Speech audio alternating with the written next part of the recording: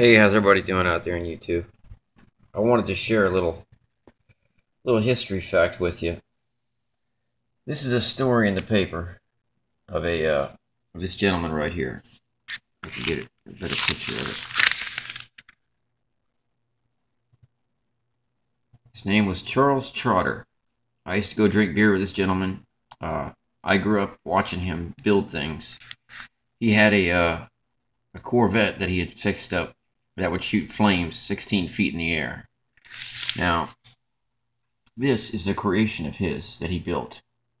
And when I say it was on a GMC Jimmy, I believe, or GMC truck frame, that was a real functioning airplane. He had, cockpit switches, the wings folded down. Obviously, he didn't have them down when he drove.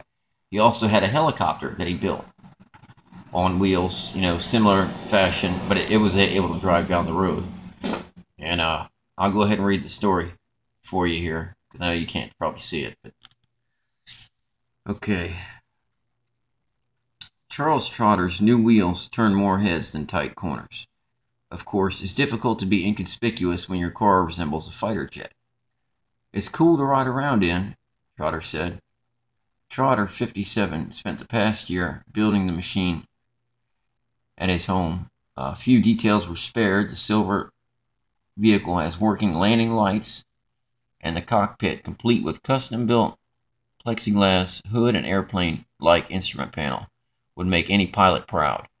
Even the jet's lettering and insignia look authentic. Now, by the way, I remember he told me he used to go down to the MacDill Air Force Base and make audio recordings of the jets taking off. So when he turned his speakers on, going down the road, it would be the real thing of a jet taking off.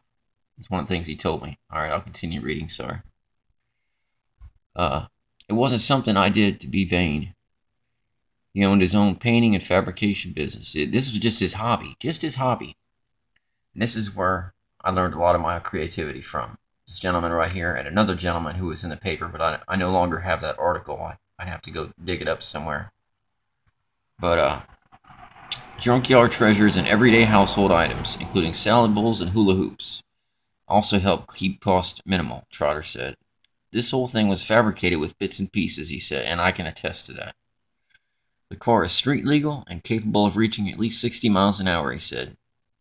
He only took it out once every few days, which I recall. I've even rode in it, preferring his more conventional 86 pickup. Let me see if I can find here what else he had. He grew up in this town in the 50s. And here it is. His current car collection includes a souped-up 1977 Corvette nitrous oxide-powered machine that shoots flames 17 feet in the air. But a couple of years ago, the thrill of rebuilding an engine or restoring classics began to fade. Thus began a search for greater mechanical challenges. One day I just said, I'm tired of working on cars. I think I'll build something different, he said. A year later, the Helitructor was born, a helicopter-shaped creation converted from a 1968 Ford pickup. The vehicle, which he parks on the side of his house, is complete with working chopper blades. But the jet car is Trotter's automotive masterpiece. Children run and shout, and adults stop and stare whenever it hits the road. It's instilled in me to be creative, he said. I guess I'm just a big kid. And he was. Trotter may continue an aeronautical theme on his next project. He's considering laying down his tools and taking up hang gliding or parasailing. I want to get up in the air, he said. You don't just sit around and drink Budweiser, which that's usually what he did.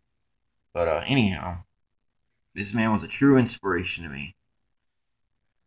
Growing up around somebody that builds something like this from scratch, and you watch and you learn and you pick things up, that's how you learn things. So anyhow, I just wanted to share that. This paper may not last forever, but video records apparently last forever. So I just thought I'd share that with you guys. All right? Everybody have a good one.